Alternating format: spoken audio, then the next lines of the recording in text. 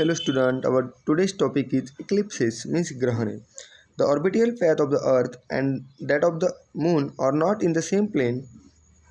तो जो orbital path है मीन्स परिभ्रमण कक्षा पृथ्वी और मून की वो सेम नहीं रहती. The moons revolutionary orbit makes an angle of about 5 degree with that of the earth. तो मून्स रिवोल्यूशनरी ऑर्बिट जो है वो 5 डिग्री का एंगल बनाती है अर्थ पे. As a result the moon intersect the plane of the earth orbit twice. तो moon जो इंटरसेक्ट होता है उस प्लेन पे वो अर्थ पे वो ट्वाइस 2 बार होता है. ड्यूरिंग वन रिवोल्यूशन, एक रिवोल्यूशन में वो 2 टाइम इंटरसेक्ट होता है. और each new moon day the lines joining the earth and the sun and the moon make an angle of 0 degree. तो ईच न्यू मून डे में वो एंगल कैसे होता है 0 डिग्री का होता है. Where on full moon day this angle of 180 degree. और फुल मून डे में एंगल कैसे बनता है 180 डिग्री का. Even so the sun the earth and the moon may not be in one straight line in the same plane on every full moon day. तो जो अर्थ है, जो मून है और जो सन है वो सेम प्लेन में एवरी फुल मून डे और न्यू मून डे में नहीं आता. Hence eclipse do not occurs on each new moon और फुल मून डे. इसीलिए सभी न्यू मून डे और फुल मून डे में जो इलिप्सिस है वो नहीं होता है. मीन्स ग्रहणे हर न्यू मून डे और फुल मून डे में हमें नहीं दिखाई देते हैं. However, sometime on a new moon day or full moon day, the three fall in the one line.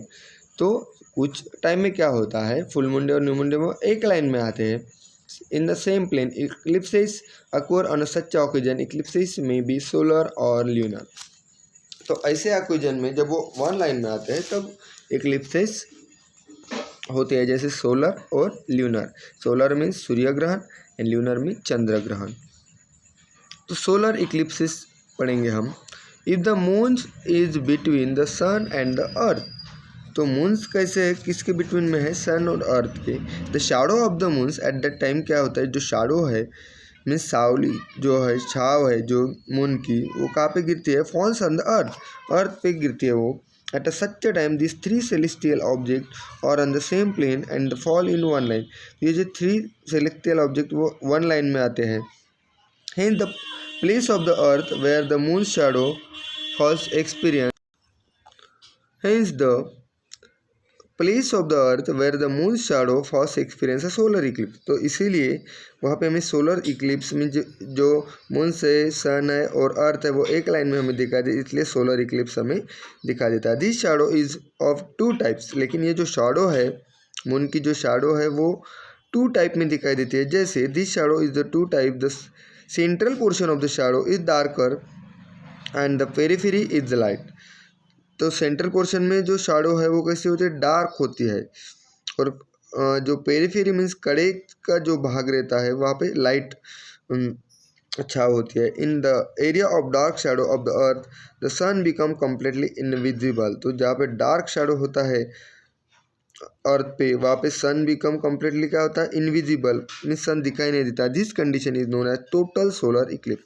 तो इस कंडीशन को कहते हैं टोटल सोलर इक्लिप्स. मीन्स खग्रास ग्रहण, खग्रास सूर्य ग्रहण. And then however during the same period the places where the shadow is lighter. तो जो शैडो है वो लाइट होती है. The same disc appear partly covered.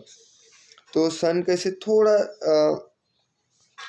Light दिखता है और वो पार्टली कवर्ड रहता है. This condition is partial solar eclipse. इसलिए कहते हैं उसको खंडग्रास सूर्य ग्रहण. Total solar eclipse seen in very limited region on the earth. तो जो टोटल सोलर इक्लिप्स है वो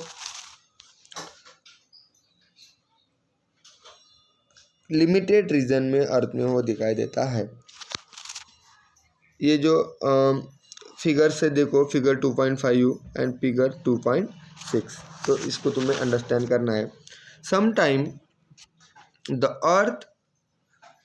the moon is in apogee position. तो मून कैसे होता है, अपोजी पोजिशन, अपभु स्थिति में होता है. This means it is the farthest from the earth. तो अर्थ से कैसे होता है, दूर होता है.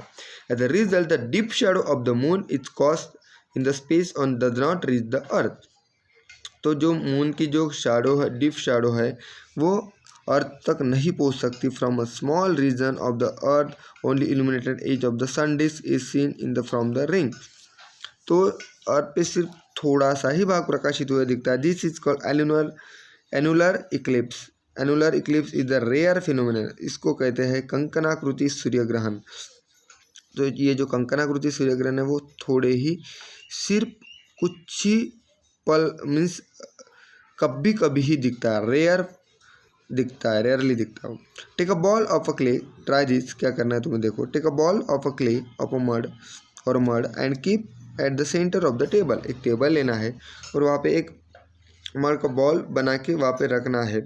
Fix pencil vertically in the clay wall in a such way. वहाँ पे क्या करना है, एक पेंसिल को फिक्स करना है तुम्हें और उसका जो नोक है वो ऊपर साइड में होना चाहिए। फिक्स स्मॉल प्लास्टिक और sponge ball on the sharp and end of the pencil. तो वहाँ पे एक स्पंज बॉल और प्लास्टिक बॉल उस पेंसिल के टोक पे रखना है। Draw circle along the mid line of the ball, let this ball be your moon. वहाँ पे एक सर्कल बनाना है उस मिड लाइन, उस बॉल में, मिड लाइन में। लेट बॉल, तो वो जो बॉल है तुम्हारा वो बन गया मून। तुम जो फिगर है 2.7 इसमें देखो, वहाँ पे एक बॉल लगाया है और वो एक मिड लाइन भी वहाँ पे खींची है। इससे तुम्हें जल्दी समझ में आएगा। Now place or large plastic or rubber ball at the distance of 10 to 15 centimetre from the moon, let this larger ball on the earth draw a circle. एक लार्जर बॉल भी लेना है तुम्हें along the mid line of the ball to using a pencil of the centre, let this the equator. तो एक जो larger ball लिया है तुमने वो तुम्हारा इक्वेटर, विषुवृत्त है। Keep the ball steady using A rubber और क्लॉथ रिंग।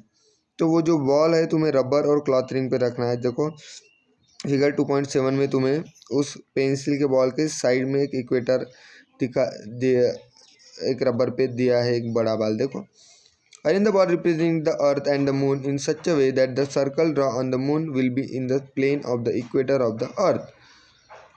तो अरेंज वो एक ही लाइन में करना है। Take a torch, hold it a distance about 30 from the moon. एक टार्च लेनी है और वो 30 डिग्री पे डिस्टेंस पे हमें रखनी है। Direct the light become the moon beam. तो वो जो लाइट है वो पूरा मून पे जाना चाहिए उसका। Observe the shadow of the smaller ball on the earth and understand how solar Eclipse एक्वर। उसको ऑब्जर्व करना है और उसका जो शैडो है वो कैसी तुम्हें दिख रही है और उससे जो तुम ऑब्जर्व कर सकते हैं सोलर इक्लिप्स के बारे में। तो ये जो फिगर 2.7 है इसमें तुम्हें सोलर इक्लिप्स एक्टिविटी बताई है और वैसे ही same activity solar lunar eclipse activity है वो हम नेक्स्ट टॉपिक में पढ़ेंगे। इस वीडियो को देखो और समझने की कोशिश करो। Okay, thank you.